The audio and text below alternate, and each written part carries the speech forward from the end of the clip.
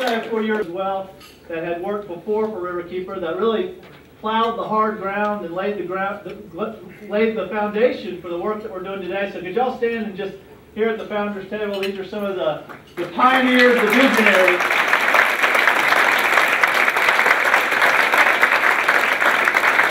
Thank you.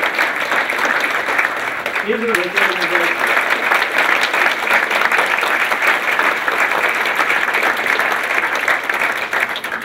Well, today is the accomplishments we've made, the progress we've made, but we also have to keep an eye on the future and the work that we all, thank you so much for your support to all of you who have helped us get to this point. So now what I'd like to do before we get, thank you, John. Good afternoon. Come. Floridian. Her children are 6th generation Floridians. They've been around a while. And she cares about the future of Florida. As she says in her award-winning book, Mirage, Florida and the Vanishing Water of the Eastern U.S., we can go on wasting copious amounts of water, using treated drinking water to quench suburban lawns, or we can appreciate its worth. We can watch our children repeat the mistakes of America's water history, or we can teach them how lucky they are to have water. Cynthia is a senior writer at Florida Trend, where she has worked for 12 years, covering investigative, environmental, public policy, and business stories. She earned her bachelor's and master's degrees from the University of Florida and lives in Gainesville with her husband, Aaron Hoover, and their children. She is now at work on her second book, Blue is the New Green, An American Water Ethic, to be published next year by Beacon Press. More importantly, her book, Mirage, was recently named by the St. Petersburg Times as one of the top 10 books every Floridian should read. And if you haven't read it, I assure you it's a great read.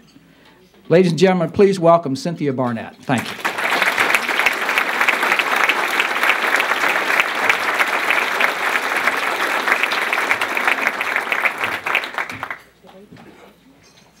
Thank you, David.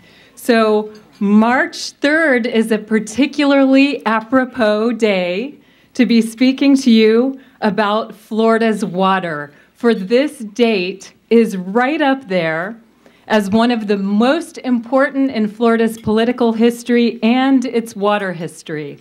Florida became a state, the 27th in the Union, on March 3rd, 1845. And along with statehood that day, Congress gave the people of Florida our navigable waterways to be placed in the public trust for the benefit of all Floridians. At the time, most human settlement was concentrated in Northeast Florida, a good bit of it along the river that we're here to celebrate. But the most noteworthy thing about Florida at statehood was that it was more than half submerged. For those of you who haven't read Mirage, I'll give you the Cliff's Notes in just 2 sentences. Florida set out to get rid of water, and we got rid of too much. So Florida's water mistakes can be distilled down to 2 biggies.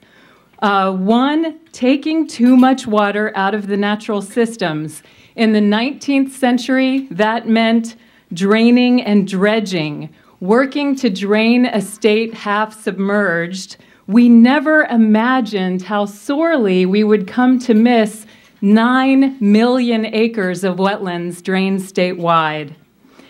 In the 20th century, add groundwater pumping. Until recently, we viewed our aquifers as endless, and we pumped them freely, never imagining there either how seriously we were threatening our groundwater supply. Water mistake number 2 was over-relying on massive infrastructure projects.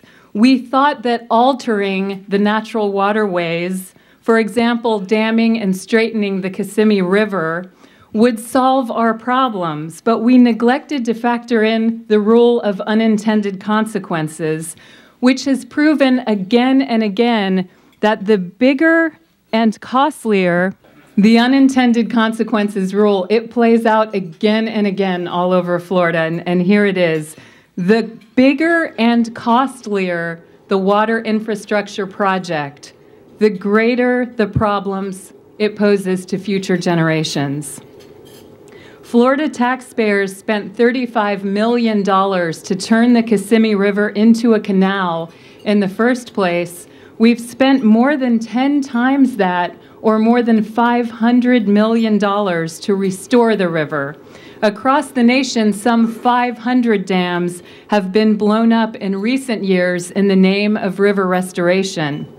But Florida is lucky. Unlike some parts of the country, we still have a chance to learn from these water mistakes. In the American West, scientists and policymakers are raising serious questions about the ability of arid regions to thrive in a new era of water scarcity. Scientists now tell us that Lake Mead, the key water source for millions of people in Los Angeles, Las Vegas, and elsewhere in the West, has a 50-50 chance of drying up by 2021. By 2017, there's an equally good chance that water levels in the reservoir will drop so low that Hoover Dam will be incapable of producing hydroelectric power. The West is already losing economic clout as a result of the water crisis. Any business person working to relocate, say, a microchip plant or a Google server farm, both of which need large amounts of water, is poring over computer climate models to avoid those parts of the country where scientists predict drought conditions will worsen. In fact, water-rich states such as Wisconsin are now actively marketing water sustainability as a key economic development benefit, one that companies can no longer be certain of in the arid Sun Belt. And actually, not just the arid Sun Belt, but a lot of the American Sun Belt. Florida really should be considered one of those water-rich states. We're blessed with more rainfall than all but one other state. We also have more groundwater in our aquifers than any other state, with a jaw-dropping 1 quadrillion gallons coursing under our feet.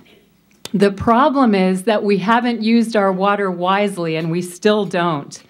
So we acknowledge these two big water mistakes from Florida's past: taking too much water from ecosystems and over-engineering those ecosystems, most classically in the Everglades. Yet what is Florida doing today to ensure water supply for the 21st century?